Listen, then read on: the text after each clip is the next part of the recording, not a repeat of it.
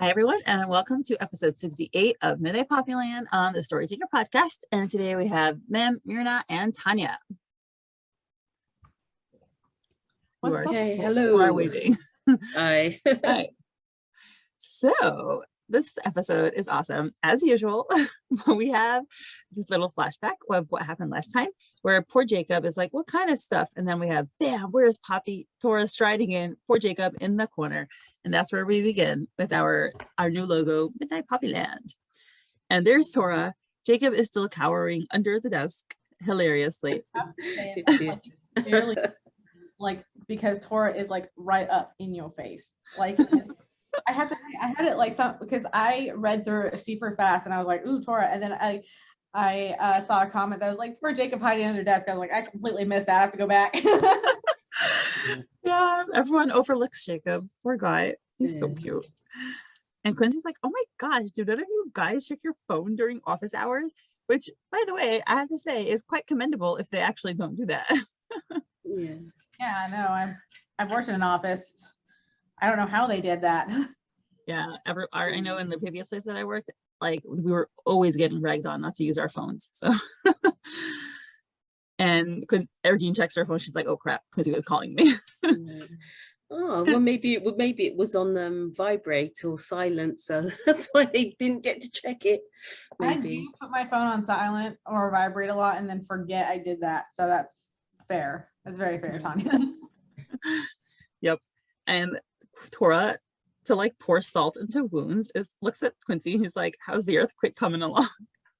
Oh gosh, because he's like towering. He's like cowering. Sorry, not towering. He's like, his hands are on his head. He's like in the fetal position. Her and Quincy are big dudes. If they're like running upstairs or something like that, I mean, it's possible they could have been shaking the floor. So yeah, I think it was the dramatic entrance that Tora did that really what's the word, sort of knocked Jacob off.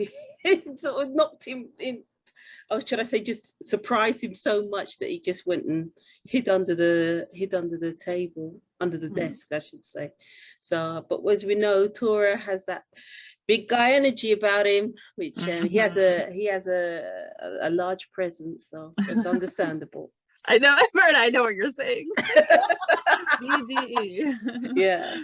Big dude energy. Okay. Absolutely. And yeah, so Quincy's a bit more compassionate. He's like, Jacob, you okay, buddy? Which is like, thank you, Quincy. You're a little nicer. And he's like, I have PTSD for being mugged when I was a kid, okay? Oh. And then, yeah, and then we hear Moonbright. And Tora and Quincy are like kind of looking at Jacob, who is calling Megan. And he's like, hello, Megan. I hate my seat so much. Sob. Oh. Yep. And so that was Erdene saying Poppy went back to Moonbright. And we see the face be like, their faces are, like looking at Jacob, and then they're like, ugh. At least Tora is a little bit more expressionless, but Quincy's like, the wide eyes. You think he looks expressionless? Well, to me, yeah. Okay, fine. I don't know expressionless, but he's more controlled. He looks very, but he looks really like a glare, like sort of a, like if you get in trouble at school, the teacher, and you're ready to give you a rundown of what you should and shouldn't do, kind of look. But yeah, he looks ready to rip someone in pieces because he's got to find Poppy. But yeah, it gave a sort of a strict sort of I don't know what word you would say, but the look on him is like you wouldn't mess about him, essentially. He almost looks dumbfounded, almost a little bit to me. Yeah. I suspect that. But then what's just come to mind is as if he sort of look like, how would you sort of allow that to happen, kind of sort of look. I don't know if that makes any sense. Like, what, you've let her go just like that? What's wrong with you? That kind of look, But then especially if Erdene was really concerned, then she was concerned because she did initially offer, I'm going slightly ahead of it, but without going too far into it, but essentially is sort of looking at it like, why have you let this happen? That's how I've interpreted it. Yeah, and the next thing, he's got his hands on his hips when she says Poppy went back to Moonbright, and I keep just to me it looks super sassy, and I just I don't know if you got that from Quincy or not. What's sassy? With the next scene where Erdene says Poppy went back to Moonbright, and Tora's just sitting over there with his hands on his hips, looking like, oh no, you didn't, you know. You did not let that girl go all the way to Moonbright by herself. How dare you, Erdene? Right. How dare you let a grown woman go by herself? But okay. Yeah. He looks a little anxious to me also. Yeah. Oh yes. I mean, he's very protective over Poppy as well, and because of the information that he knows, again, like I said, he reminds me of that teacher where you've just broken the rules and they're ready to rip one into you for breaking the rules. Yep. And Erdene tells them, and we still have everything is still being framed in that, like, with a black circle around everything, so it lends a more ominous tone. So that's just like throughout the whole episode. And Erdene says she just found out that Granny's in the hospital and she left immediately. And then Erdene is like, again, it's a completely black background now. And she says, and it was her Julri, her ex-boyfriend, who told her. And she has this very like anxious look on her face. Like she knows the situation is not awesome. Oh yeah. Absolutely. Yes. And then Tora's face again. Tora's face doesn't seem to have changed much, but Quincy's face goes to like more serious, from like surprise to serious. Tora's face is almost weird right there. Yeah. I'm thinking he's listening very carefully to what Erdene is saying, even though he's keeping a poker face to a certain extent. He's like just listening what's going on, because as he's in the clan, as he's in previous episodes in the clan, they like to get ideas from him because he's a very observant character and he listens very well before he takes action. So yeah. That's what he's doing. Well, he doesn't spend too much time listening, because as soon as he hears that, he eats himself at the door or runs. Doesn't say a thing, just his ponytail is flying. And I have to say, I mean, we all know Tora is gorgeous, but Quincy looks great here too. Just saying, he's been looking great this whole day, but yes, right here. Those arms. Sorry. So yeah, I mean, Tora's running out. We see like he's really running fast because his mouth is open, like so he's breathing. So he's like out, and then it switches to warm tones. Maybe because Tora's out and like he's the one who's most anxious. So like it's not in cold tones anymore. But now the office is like bathed in yellow light, and also it's kind of like the sun is setting. And Erdene's very worried, and she's like, "What's going on, Quincy?" And Quincy's faceless, right? Like, I mean, not faceless, but his mouth is gone. So it's kind of like adding to I think the mystery. Like when you have details missing, it's just is showing that like we don't know the whole story, and like that's reflected in the drawing as well. And so like something just happened to Tora, and another panel of Quincy not responding. Like he's really taking his time, and then he looks away and he says, "Yeah, kinda." Not too long after Tora came to pick me up, he received a text from Poppy. He called her but couldn't get through. And I tried calling you guys, but no one answered, so we had to come over. Thank God we weren't too far from the office. Now Jacob has recovered. He's out, and he's like, Erdene, and we get to see his face. Like this is his new face, I guess, his like season 2 face. It's cute. It's very boyish. It's like a little cutie pie. It is, isn't it? I love his hair. His hair is so cute. Right? I just want to like rub it. At this point, any like young guy reminds me of my son. I'm like, he's like my little shimshon. I'm at the age where like people can remind me of my son. Like I'm like so old. Oh, today's my birthday, by the way. I just turned 32 today. Oh, many happy returns. Did you say you're 32? Uh-huh. We're the same age. My birthday was What? My birthday was last week, so as well. Totally when was yours? When was your birthday? The 24th. So was that last week or is that the week before? I can't even. I don't even know what time it was. It was not that long ago. I just know that my husband's birthday is tomorrow, and our birthdays are 10 days apart. So nice. Yeah. And Tanya, didn't you celebrate your birthday like just now mine was on the Thursday, on the 1st of July. Yes. Okay, that's hilarious. We literally all have like the same birthday. Yeah. Yes. That's so funny. That is really funny. call this a birthday edition, right? That's very funny. So Jacob asked, do Quincy and Tora have something to do with the secret you were talking about? Which is what Erdene was saying before. And then Quincy's like, what? Like, what secret? What were you saying, Erdene? And he's looking at Erdene. And Jacob's like observing.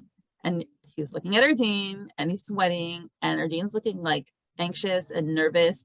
Looking at Quincy again. It's like a back and forth, back and forth. They're kind of having this unspoken communication.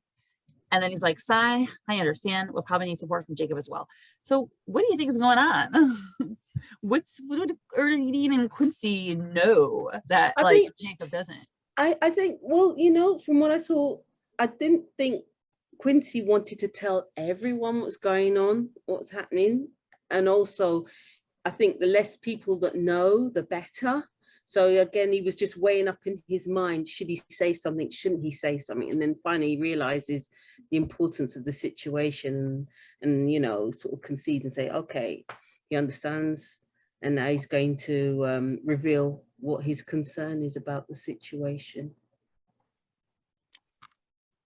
So, yeah, you know what? Let's do the restaurant scene and discuss more because I have questions. I had questions after reading the restaurant scene also because I wasn't quite clear who knows what. Yeah, so they're now at the cafe. Okay. I think it's the patio. I mean, I think based on previous times, it's the patio, which is next to their office. And like the sun is setting, nice scenery. I love seeing the backdrop. So whoever does the backdrops, awesome job. It's like, it's always so cool. It's like just so well decorated and just so well, it just puts you right in the scene. It's like you feel like you're in a cafe. It's so well done. And Quincy, who is looking gorgeous, says, alrighty now, listen carefully, Jacob. Oh, it is the patio. I see the sign. It says the patio. Thank you. Says, listen carefully, Jacob. Tora doesn't know I'm letting you both in on this, and I'm not sure how he'll react if he finds out. He'll kill me, of course, for meddling. So, yeah, you know how he's reacting. And so this is strictly between the three of us for now, okay? And Erdene is like her body language, she's facing away from Jacob. I think she like looks like she wants to remove herself from the situation. She seems uncomfortable at having to be in this position. Yeah, I'd agree with that, definitely. Yeah, and Jacob's nervous and he's like, nod. Despite the warm tones, it is definitely a tense scene. Yes, it is. Yeah, for sure. I think they're also worried and concerned because now, initially, you know, Poppy's gone back to Moonbright, and you know, she offered to accompany her. She said no, so she thought nothing of it. Now that Tora has come on the scene, he's expressed his displeasure, and also Quincy's now starting to explain the situation, why it's so serious. You can see why now they're starting to look very uncomfortable and wondering what he's going to come out with next. Okay, so he says, I told Erdene yesterday when we met for a work discussion, and I have to keep this vague because of the lot we don't know yet. So the less anyone knows, the better. So the first thing I'm thinking from this line, maybe we should just do the whole scene before we analyze it. Okay, let's just finish do the panels because let's just discuss it all together. And he says, Jacob's like, this is what she was nervous about. Well, what is it? And Quincy looks and he's like, there's a possibility that Poppy's life is in danger. It's like, you know, just boom, just drop a bomb on poor Jacob over here. Oh my God, like no wonder she was nervous. Like, hello, like really? You're just like, no, like you let her go? Like what? You didn't tell her anything if you thought her life was in danger? Or did Erdene think her life was in danger? Like, yeah, well, like, I mean, like, he says, you know, when we met for a work discussion, you know, he told her that, you know, that there's a possibility.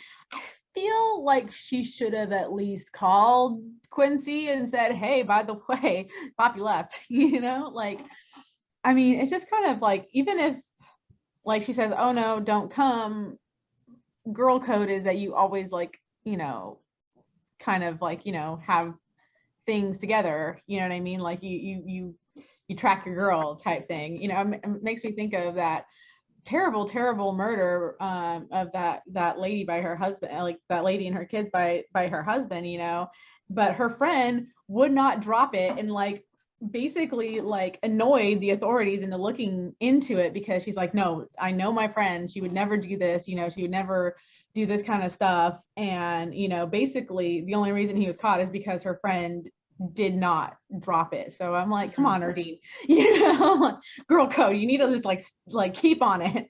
Yeah. What do you think he told her? Because like he was suspicious of Gil already. So you think he was suspicious of Gil and told her that yesterday?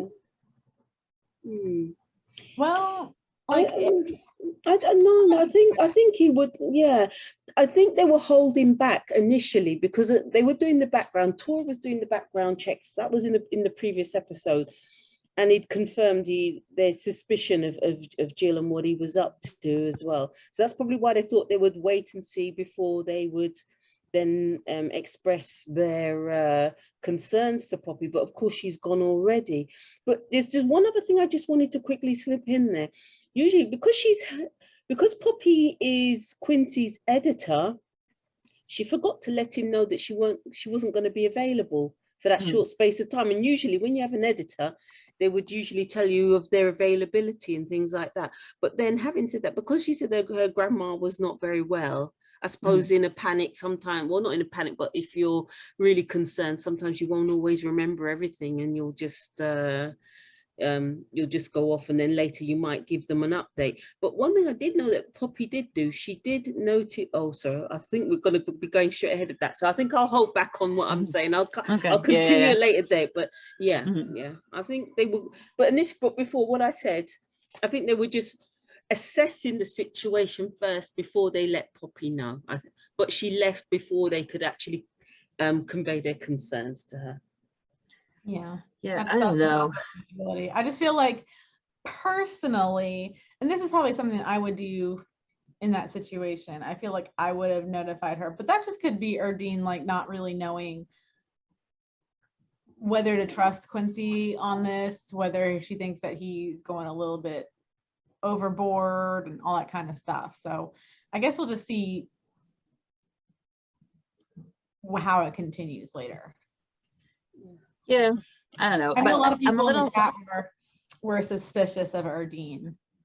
I don't know if I'm suspicious. I'm just surprised, because if it was like a character who was maybe more hesitant or took longer to make decisions, then I would understand more. But Erdene seems like a very blunt, outspoken, you know, jumping into things kind of person. So I'm just surprised that someone like her would withhold information and let her go like that. Unless she thought it was personal to Poppy, and she felt that it wasn't her business to be telling everybody what happened, but wait for Poppy to tell Quincy and Tora herself. She could have assumed that she probably texted them, you know what I mean? It's like, I mean, you don't automatically think, you know, like, oh, you know, so that you normally will say like, oh, I bet so and so said something already. And as you said earlier, that, you know, editors usually tell you their availability. So Erdene might have thought that she texted Quincy and said, hey, I'm going to be out of town. So, you know, it could just be her like not knowing. Yeah, I mean, I agree with you on that. Yeah. But if she thought that if she also knew that Poppy's life was in danger, then I don't know how she could have just let her go without telling her that. Yeah, I don't think she initially. Well, I suppose the impression I got was that I don't think Erdene thought Poppy's life was in danger. Her concern was with the boyfriend, with the ex-boyfriend, because she knew how a bit of a nasty piece of work he is, right? And she wanted to support her. So if she has to face up to Julri, the girl's got her back. Erdene's got her back. So if Julri starts his nonsense, then she can put him in his place. I think that's yeah. Go ahead. Sorry. No. I've finished what I'm saying. Yeah. So that's what I thought first. In which case, Erdene not insisting on going with her would make perfect sense, because she's like, okay, you're a grown woman, you can handle yourself. But so then in that case, what did Quincy tell her yesterday, right? Because like if it's just the Julri thing, then okay, but then like what did Quincy tell her? Yeah, so let's continue reading, maybe we'll get more clues. Okay. And Jacob's like, you're kidding. What is she in danger from? Why is this happening? And Erdene's like, shh, keep it down, Jacob, there's other people in here. And we see the barista and we see a guy with an orange hoodie. And I don't know about y'all, I'm like, oh my gosh, are we going to see that guy with the orange hoodie? Is he like another mafia guy? Who is he? He's like suspicious. Yeah, absolutely. Okay. But Like no, he's got maybe it's because I watched like way too many K-dramas, like way too many, but he's got his earphones in his ears. and I bet you they're not plugged in. Right. Yes. Are they plugged in? You know. Exactly. Listening to nothing, listening to the conversation. And they're like, he's like, oh shit, sorry. And Quincy's sipping his tea or coffee or whatever. And he's like, so like, what kind of danger is she in? Is it her ex-boyfriend? Is that why he didn't want her to go back to Moonbright? And Erdene's like, I'm just being cautious. He knows she'll be back. What if he stalks her or something? And Jacob's like, but that's her home. You can't expect her to avoid going home just because her ex is there. Like, I know, which is why I offered to go with her. And then he says, how long can you shield her for? As long as her ex is alive? How's she gonna grow if she's not allowed to make her own mistakes? And I'm sorry, Jacob, for a little boy, you are so mature. That was so wise. Oh yeah, definitely. We love it. I'm shocked that this comes out of Jacob's mouth, but like, to be fair, I mean, he's definitely a guy, you know, but he is in a relationship. You know, men do like change their view on things when learning. I mean, if you know, when they hear stuff from their wives, like I mean, you know, my husband grew up like a white dude in the Midwest, so you know, like he didn't understand like the kind of like viewpoints that I had as, you know, like a brown lady from, you know, Southern California. So, you know, like both of our, I guess, views really changed for that. So maybe, you know, maybe he's actually listening to his girlfriend. Maybe he's a great boyfriend and is listening to his girl, you know? Aww. Jacob. And they're having this cute little argument. And Quincy is like being dramatic, but his version of being dramatic is like putting a teacup on, like a coffee cup on the plate. It's just really cute. Like it's with very his like with his thumb and like just not like a whole like, you know, like I'm holding it and slam it. It's like a dink. It doesn't even splash. It's like it doesn't even splash. He's so gentle. Such a cutie. And he's like, it's not what either of you think it is. In which case, I'm still like, what? Because if Erdene only thought it was Julri, okay. But then like, what did he tell her? I don't get it. What does she know? What did she mean by, can we trust you? Is it her and Quincy? What did he tell her then? I don't know. And he says, I don't mean to be callous, but as it stands, her ex is the least of our concerns. And ooh, he looks intense. Serious Quincy face. Yeah. I just want to know how they got hold of the information. That's what I'm really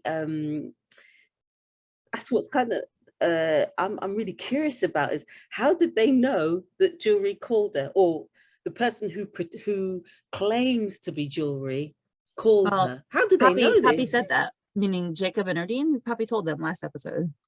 Oh, okay, all right. Yeah.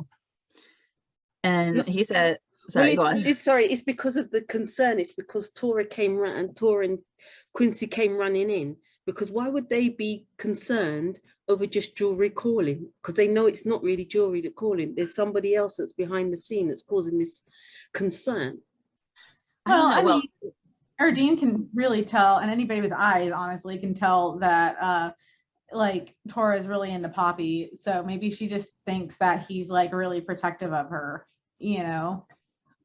Well, I mean, did Quincy say it? But yeah, I think so. Quincy said that they got a text from Poppy that she was going to Moonbright, right? I think, or what did they say?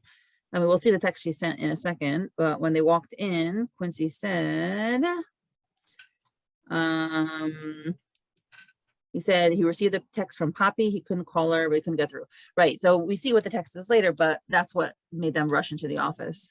But still, that's what that, you see. I suppose what I'm actually getting at is, they've received so they've received a text from Poppy, but why are they still concerned? Why do they feel she's in danger? Because she's received a check? Because that, I suppose that's what I'm trying to lead up to. I'm trying to find out what's behind this. I don't think we know yet. And I think, well, we'll read the next couple panels, but I think the whole point is that we'll hopefully find out next episode or something. Because he says, they're like staring at him, and he said, and Jacob's like, when you say danger, you don't mean, and then Quincy gives him like a glare. and he says, for starters, you're both aware of what Tora and I are involved in, right? And then we switch scenes and we don't have any more of that. So it looks like he's about to tell them what the danger is. And we just don't see that yet. I'm assuming it has something to do with Gil and the notebook, but maybe it's something else we don't know about yet. I don't know. He's about to tell them that they're mafia, which, as far as I know, maybe that's what he told Erdene at the work meeting yesterday, that he's mafia. But well, I mean, you'd have to think that Erdene has been living there for longer than Poppy, so she probably, I mean, most people who are living in Narin City seem to know what the ball team and organization is, and they seem to recognize that tattoo at the very least. I mean, just because you're not in a gang doesn't mean you don't know gang symbols and tattoos. Like, I mean, I grew up in South San Diego, and I knew, you know, I wasn't in a gang. None of my family members were in a gang, but I knew what who the gang members were by, you know, like their tattoos and what they wore and stuff like that. You know, they were gang members. I don't know about mafia, you know, but I mean, at least the gang members when I grew up, like, they weren't quiet about who they were, you know what I mean? And even like now, police will take pictures of gang members with their tattoos, because there are certain tattoos that are gang related. So, I mean, I've got to assume that Erdene, having lived around that area, I mean, you know, I'm assuming since her dad works for CEOs and stuff like that, she's had to live in that area for a while. She probably knows exactly what that tattoo is. And the second that her and Damien got busy, she's probably shocked, you know, like, she was probably like, oh, you know what I mean? Like, Damien didn't have that tattoo though, no? We couldn't see because it wasn't on his neck, but it could very well be on his chest or something. You think he's elite? Because we just learned recently that tattoo means ultimate elite. So I don't know. Do you think Damien, our little boy, is elite? I feel like he's got to be elite if he's in Tora's inner circle. Does that make sense? I hear. I don't know. Well, I thought the tattoo itself didn't signify elite. I thought that it was like the placement of the tattoo signified. Oh, okay. No, but that's remember, what I got from it. Maybe remember, Quincy has the same tattoo on his chest. Right. Yeah. Have you seen? Have you seen? Have we seen it? We've memorized it. So I don't. I mean, this is where I differ. Yes, he's elite. For Tora's elite, but I don't think Damien is a member of the elite. I think it's part of Tora's group, and he's sort of the team lead. I don't know if team leader is not the right word to say, but he's sort of head of that team, if that makes any sense.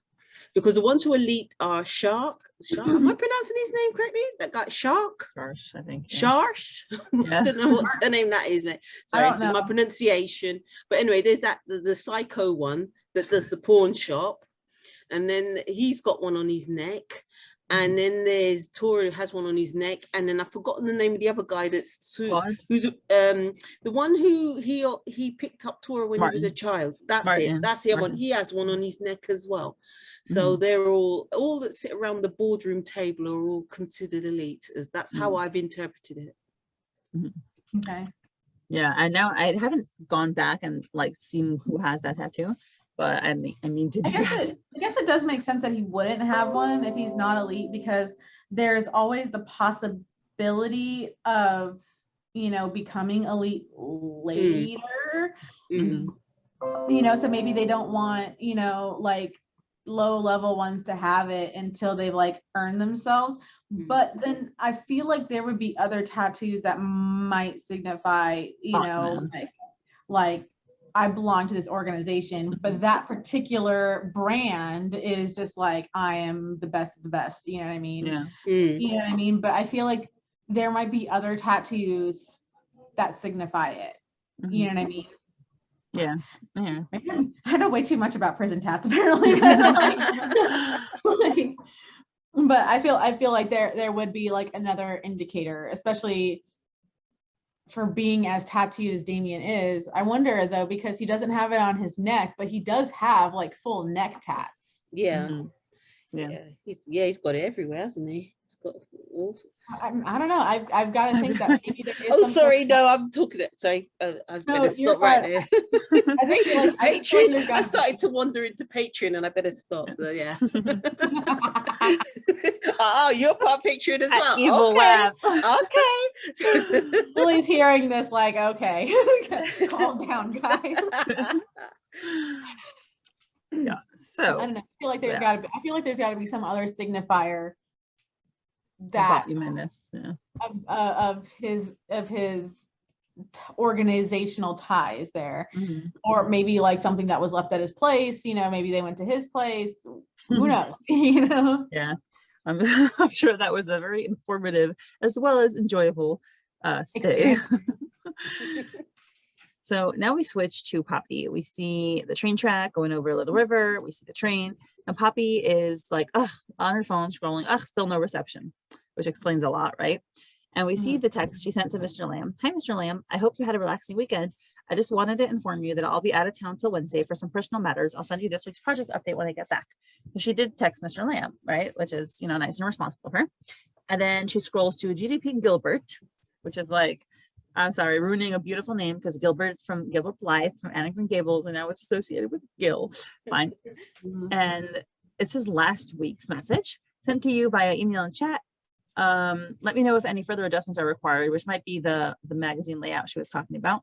And he's like, sure, thank you. Right. So again, that curt, dismissive, like not really detailed attitude that he showed her also like in the flashback or whatever in last week's episode, which we talked about, that he was like very dismissive.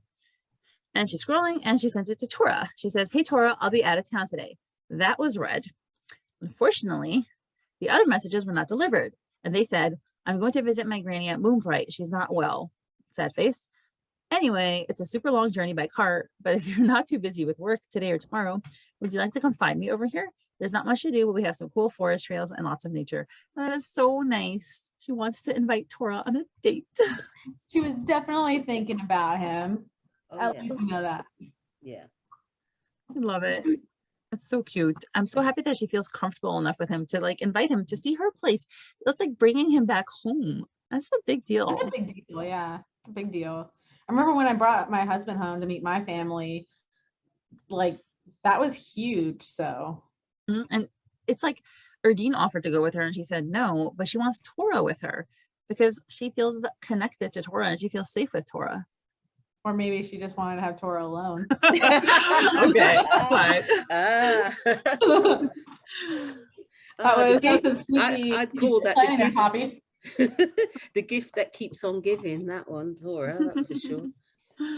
Yeah, maybe she was just like, trying to be, nice to, Erdene, so Erdene wasn't the third wheel out. Right. Yeah, she's like, I have other plans in the mind, Erdene. Well, I mean, there's nobody at the house. Exactly, Granny's at the hospital. We're bad. We are so bad. Lily is going to be so disappointed in us. She's not. Let's be real. We've seen her Patreon. No, she's not. She's gonna be proud. And she's like, oh, it had to be cut off right there. But just as well, I might have died of embarrassment if he turned me down, which also just shows like she still has self-doubt. Like, yes, she was confident enough to invite him, but she still feels doubtful if he'll say yes to some extent. And she feels like that would be embarrassing to her. Like, I have this discussion with my friends a lot. I'm like, I was like, if a girl likes a guy or if a guy likes a girl, why don't they just say, hey, I like you. You want to go out with me? And they're like, Mindy, because then if they say no, it gets awkward. And what if they're friends and then they can't be friends and then like they feel bad and whatever. I'm like, I guess, because I obviously clearly have no shame and like that concept doesn't occur to me. But like, I also think that we're in a very different, I guess, era of life. We're the same age. We're both married. We both have like preteens. You know what I mean? We've been married for a hot minute. So like, I feel like for us, it's like, well, why did I care that much? But I remember back, being younger and like thinking, it was that big of a deal. And now looking back on it, thinking like, why did I think that was a big deal? Like, it's really not that big of a deal. You know what I mean? If they don't like me, they're lost, Right. But I mean, in the moment, especially because, you know, like what Poppy's like, what, 20, 21, 21? 20, she just turned 21, right? Yeah. I think so. And, you know, like her brain is just now, like, I think it's like when they're in their early 20s, like, I think it was 22 for women, that their frontal lobe, our frontal lobe, sorry, like fully develops. You know what I mean? So her frontal lobe might not be fully developed yet. You know what I mean? So, I mean, you still have to think about like our like our brain then is so different from our brain now. So what makes sense to us now would not have made sense to us then, because our brain literally couldn't compute like that back then. So, you know, and then she's got some trauma related to it because her only boyfriend was a complete douche canoe. So, you know, like it doesn't matter, even if your brain is like fully formed and, you know, you're logical and everything else, trauma really, you know, takes an effect on your brain. So it's well, no, but it's, I mean, you're absolutely correct on that. I mean, it's things that you think of. Actually, by the way, I'm older than the both of you, but I won't go there.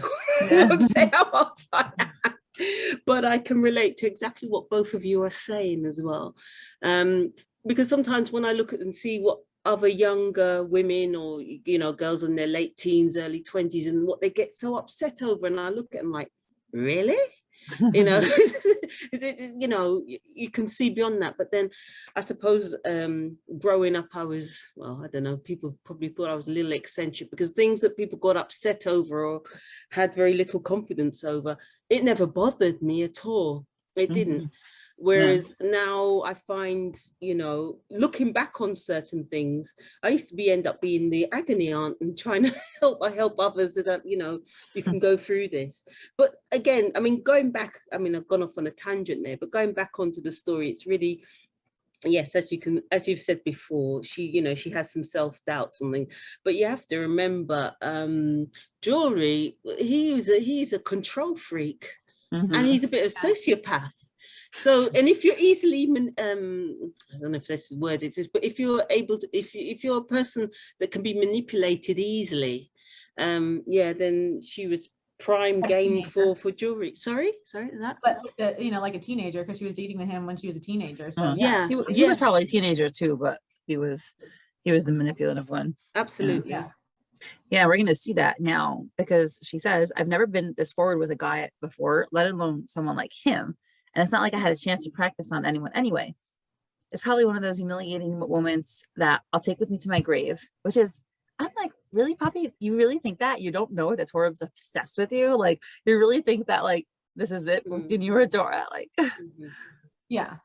But sometimes, you know, when someone likes you, sometimes it goes, I mean, I've been in situations where it goes completely over your head, and someone else, an outsider, can see what's going on around, you know, and I've seen it happen to other people as well. It's usually when they come up to you and then they, you know, ask you out to dinner, so you liked me after all that, you know.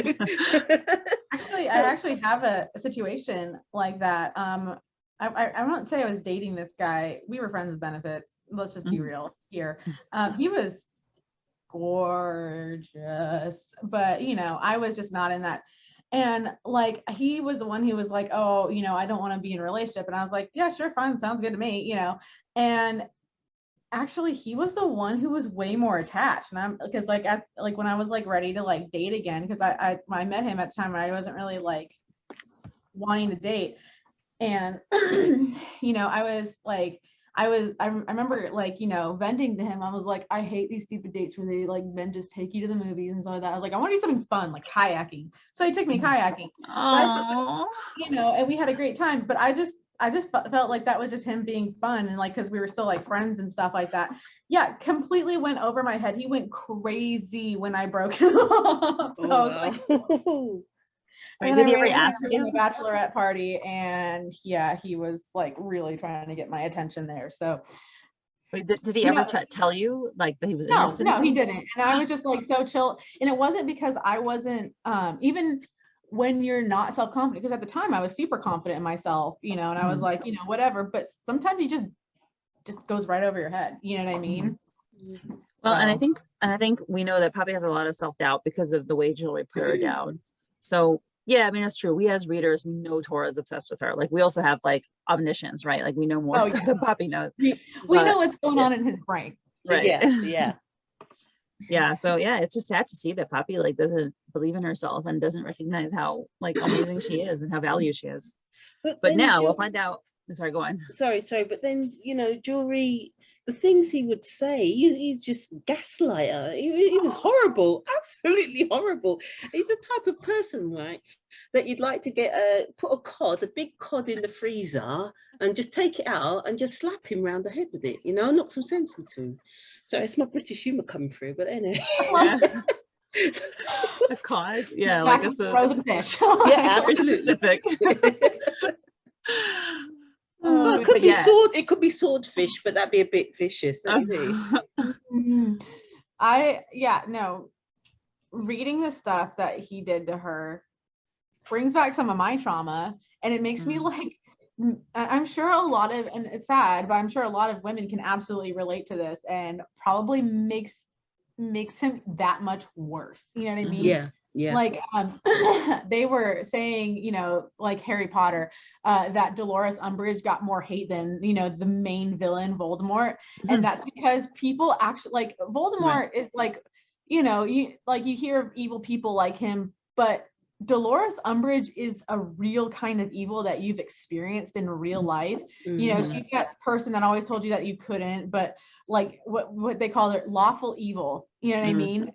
And where you can't really like do anything about them because they're not necessarily breaking any laws or something like that, but they're just like pure evil, and you just like want to strengthen. Like that's the person that that you've run into. And Vincent Baltuman is a terrible person, clearly, you know what I mean, but you're not normally going to run into somebody like him. Julri, on the other hand, I'm sure millions of women have dealt with a Julri in their life at least once, so it makes you want to just throw him in the wood chipper. You know what I mean? The famous wood chipper. No, I mean, I also years ago dated somebody like that, as briefly dated someone like that, and thank heavens for my grandmother, my beloved grandmother. She could see right through it, and she'd say, if I dated someone like him, I would have finished with him ages ago. So she could just see. So but it was nice to have her back, and then I could see what a sort of control freak and manipulator, things like that. So Mem's absolutely correct. If you've been involved with somebody like that, you could just see right through it. And I must admit, whenever I read the dialogue from Julri, all it does is just gets me back up. It really puts you in that, because I think because so many women can relate, that they see themselves in Poppy's shoes in that moment, and that's what makes it more personal. Yeah. By the way, Tanya, when I was dating my husband, I wanted to meet both my grandmas, and they were like, he's a really nice guy. So the grandma stamp of approval. Oh yes. I met my husband and meet my grandma. She just kept shoving food at him, telling him, "Oh, you're so skinny, mijo, eat." But then they're very, they've been there, they've done that, they've seen through. I mean, my grandma's died now, but she, she could see. Nothing could pass her, nothing. And she could see, whereas the current person I'm with now, she completely approves of him, and she used to stuff him, just like your grandma used to stuff him with food. Yeah, oh, my man used to get stuffed with food all the time, so I can completely relate. So cute. So let's talk about Julri. And she says, and it's that because of Julri, I used to rarely, if ever, talk to boys other than him. And we get him on the phone saying, "Hey babe," and his text is like in square or whatever. "Hey babe, who is that guy you were talking to just now?" And we have like the scene of the river, and she's like, "My new college classmate." "Why?" "I was asking him about yesterday's assignment." He's like, "Nothing. Just wondering why him when you could have asked that girl who shares the bus with you." And Poppy's in the middle of like cooking in a kitchen, and she looks nervous and she's sweating, and she's like, "I don't see Marge every day on the bus, and it was an urgent assignment." And then he's like, so first he's like pretends it's nothing, right? And then he's like, but then he says, "Yeah, okay. Anyway, I can't make it for dinner today. I'm swamped with projects. I'll see you next week." So he's like punishing her without letting her know he's punishing her, because he's still trying to get away with being the nice guy. He's gaslighting her into thinking that it's all in her head, that he's really like okay. right? But she was clearly making dinner for him. And she's like, wait, Julri, are you mad at me? I'm almost done making dinner. It's like, what's there to be mad about? You're imagining things again. It's late now. Get some rest. I miss you so damn much. And I can't wait to see you again. Yeah, that is nasty. I almost he's a threw my control phone. freak. Yeah. I was reading this and I almost threw my phone, and I was like, I was so tired because I spent all day yesterday walking around the zoo, and then I did an entire 3-hour dance class, and then I sat down to read this late at night, and I was like so tired, but it was like almost like the anger like woke me up, and I was like, oh, but yeah, What no, a piece of he's saying instead of just saying like you're imagining things, he's saying you're imagining things again, which means this is not the first time he's done it to her. Mm-hmm. Yeah, and I have been with somebody who's done exactly like that. Not almost not quite word for word, but quite like that. And then they make a date to meet up with you, and then they drop out at you at the last minute. So you're walking home by yourself 3 o'clock in the morning and doing all sorts of stuff like that. So I've been through that. And then it's like I said, my grandma had to step in and said, no, enough is enough, end it. Too much nonsense. Yeah. So when you see stuff like this, again, I can relate to what you said. Things like this it induces anger because it's horrible. It really is horrible. I want to make like a jewelry like voodoo doll and like burn it. Yeah. But Julri is the bad boyfriend that pretty much almost everyone has always had. Like he is that person, and so as again. I'm sure that everybody reading this, all like 6,930 that liked this, were probably like, oh, I know exactly this mofo, right here. Oh yeah. I don't know if I know anyone like this. I'll have to think about it, but definitely no one that comes to mind. And I guess I was very lucky. But like, oh my God, even I got so angry. What a manipulative, psycho, if you didn't narcissistic. Go through it, somebody has gone through it. Yeah, for sure. Yeah. Mm-hmm. Yeah. He's definitely a psychopath. I think my grandfather was like this. Oh, okay. Yeah. That the one that I never really knew because of that. But for a reason. Yeah. He might have changed. I think he changed in his older years. But anyway, aligning my family in the podcast. Yeah, you're good. I'm looking at Poppy, who is clearly slaving over this, and after she made those rice balls for him and stuff like that, he knew that she was putting care and effort into making dinner for him. He knew that little, he knew, and then so it just canceled on her at the last night. It is very much a punishment, even though like he's like, oh, I miss you. No, you don't, shithead. Yeah, exactly. Yeah. He's just like toying with her, like. Why? Like he doesn't need her for like love. I don't think he gets love. I think he needs her for control and power. And like have someone dependent on him. He is not confident in himself because look at him. Like go back and look at the first episode and look at him. Mm-hmm. He probably is not confident in himself, which is like, men who are confident in themselves, like truly confident in themselves, don't need to put other people down, and they don't feel a need to cheat on their girlfriend because they don't have to. You know what I mean? Yeah. They know they can get whoever, you know what I mean? So they don't have to check it. They're like, oh yeah, I already knew that was going to happen. But Julri, in his, small wiener energy, like he cheated on her because, it was like, he doesn't feel confident in himself. And if he was confident in himself, he wouldn't feel the need to, you know what I mean? He wouldn't feel the need to do any of this. He's just a terrible person with a small member who doesn't feel any confident in himself. So I think the one word to describe Julri: narcissist. Yeah. Mm-hmm. There you go. Yeah. Whew. Wow. Well, we're all united in this. And she thinks to herself, even though Julri is no longer in my life, I still have this nagging sense of guilt, like I'm doing something shameful and wrong. I'm like, oh no, Bobby, why? Trauma. It's a form of PTSD is really what it is. You know what I mean? It might not be like as crazy as like, some others that have gone through certain stuff, but it is like a stress trigger is exactly what it is. You know what I mean? And it's a response to that stress trigger. And it also explains why she's so, it's another reason that explains why she's so hesitant with Tora. Obviously, it's the fear of repeating her mistake. But if she feels guilty every time she talks to a guy, like, of course, that would be another hindrance. Eee. Yeah. Ouch. He's definitely messed with her mind. He really has. So in a way, she's on a healing journey and trying to, I mean, some things, the emotional validation and things like that in the early episodes, you know, she was working through that as well. I think that's in season 1, but also now moving forward to this, she's still, things like that. I don't know how long she'd been going out with Julri, but however long it was, it's made an impact, a negative impact on her. So that sort of thing, she won't be able to get out of her system instantly. Sometimes it can take a long process or a long time to undo this. I feel like they were dating for years, like multiple years. Am I misremembering? I thought it was. I don't know. I can't remember. But maybe you're right on that. But like short term can really affect you. Yeah. Short term, long term doesn't matter. But in the sense that when it gets to you, when they know they've got to you, it can be hard to undo. It's like a tangled ball of wool. So now she has to untangle it to find herself, to get back to the person she originally was before she dated him in the first place. And she didn't grow up without a mom, so she might have some abandonment issues already. You know what I mean? Yeah.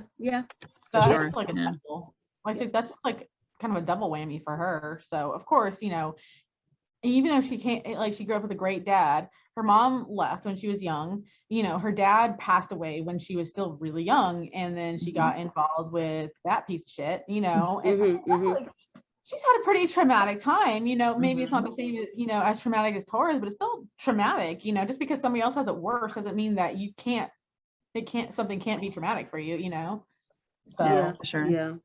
Yeah. Well, it gives the story a lot more. Like in the beginning, when we'd met Poppy, we didn't know all this background, and to have this just gives it so much depth and makes it so relevant. It's fantastic. And her phone beeps and she's like, low battery, crap, I should turn my phone off first. And she turns it off. And then she's like, which of course is like plot, because it's like, who's going to try to contact her that won't be able to reach her, right? And then she thinks, sorry, go ahead. I'm wondering if she didn't bring like her charger with her, because I mean, at least when I was at work, I would bring my charger. This is even back in the day when phones actually held a charge for more than like an hour. But so I almost wonder if she didn't bring her charger with her, but there was just nowhere to plug it in on the train. You know what I mean? Yeah. So once she gets off, maybe it'll be a different story. Right. And then she thinks to herself, which is great. She says, but Tora's a genuinely nice guy. He's one of the nicest people I've met. Even if he is a grumpy, potty mouth perv, he would have agreed to come in a heartbeat. I think that's why I felt brave enough to ask him. Is that a good thing? Because I feel like somehow I'm starting to grow. And that was so nice to read.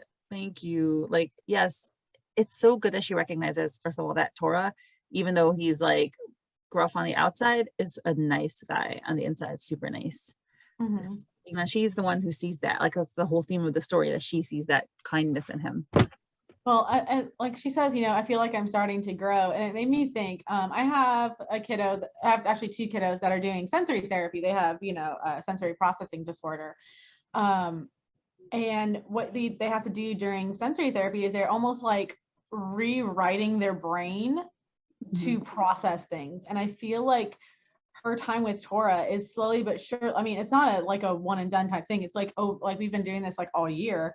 It's a long process of rewiring her brain. You know what I mean?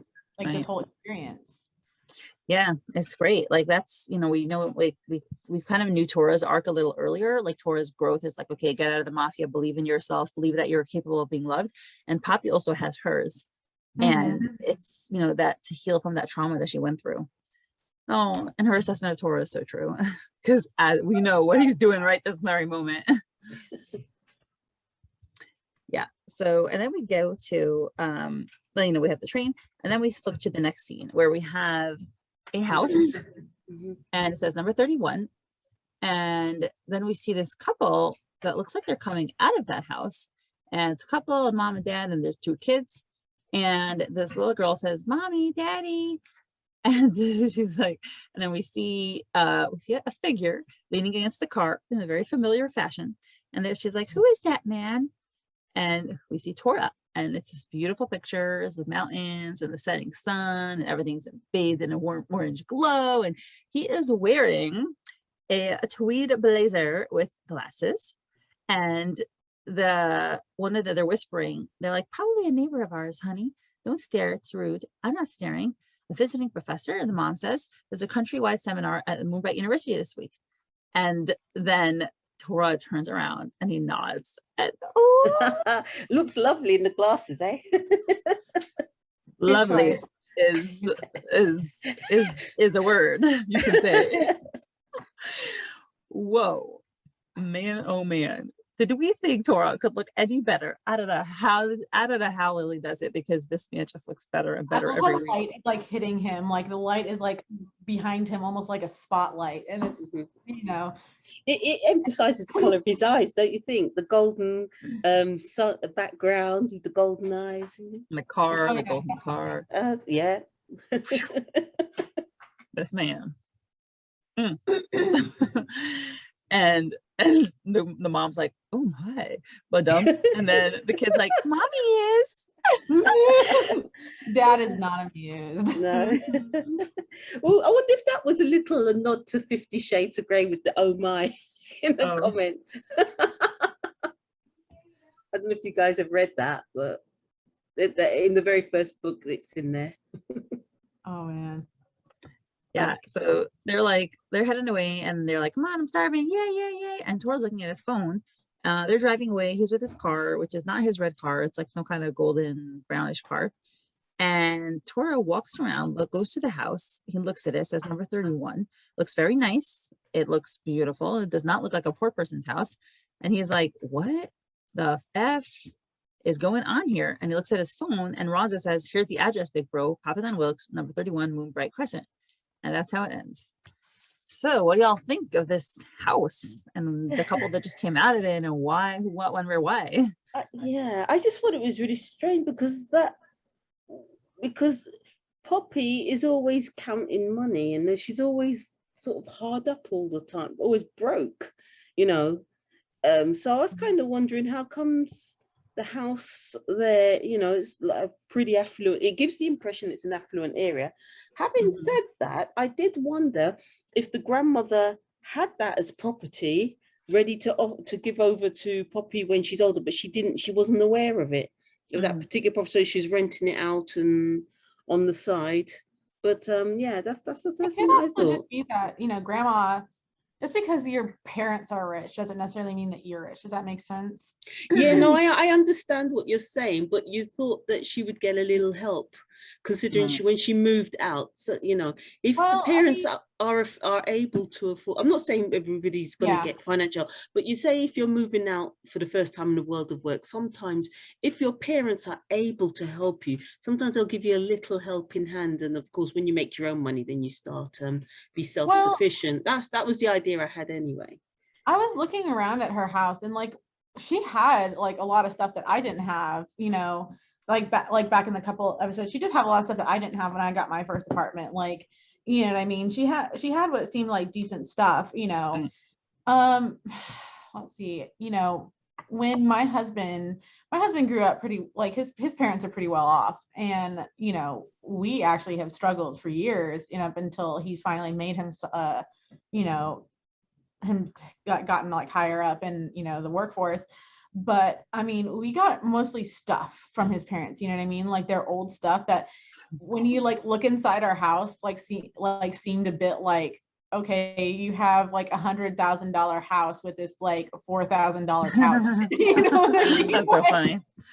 So I almost wonder if that's like how Granny helped her, was more like through like acquiring, maybe Poppy has like a Tempur-Pedic bed, who knows, you know, like she just has like really nice quilts, you know, like, you know, so maybe that's kind of what I think. And you know, maybe I feel like maybe her dad, when her dad was raising her, he was like, you know, strong-willed to try and make it on his own, and maybe that's just something that she like picked up. And I will say that like a lot of like the really rich people that I knew growing up, you couldn't like tell off the bat they were rich, because like their parents were like pretty like low key about it, you know what I mean?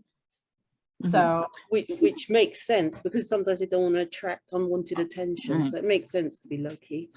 So another theory that I saw someone had, I don't remember who, sorry, on the Patreon, was that if Poppy is the child of mafia people, it could be that they left her this asset. She may not even know about it. Maybe she's supposed to inherit it later.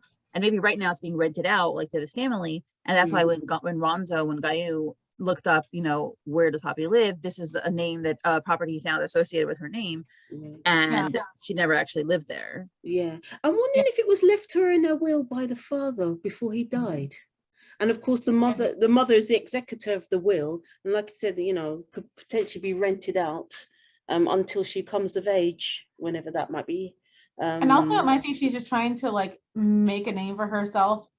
You know, like maybe she's well off, you know, we're in her area, but you know, maybe, you know, she's trying to make a name for her, like her family is well off in her area, but she's trying to make a name for herself and like build up her career a bit in the city, which is probably more expensive than out in the country if you think about it. Like you know, like there's areas in California that used to be pretty cheap, but when the second you got in the big city, like things got hiked up, you know what I mean?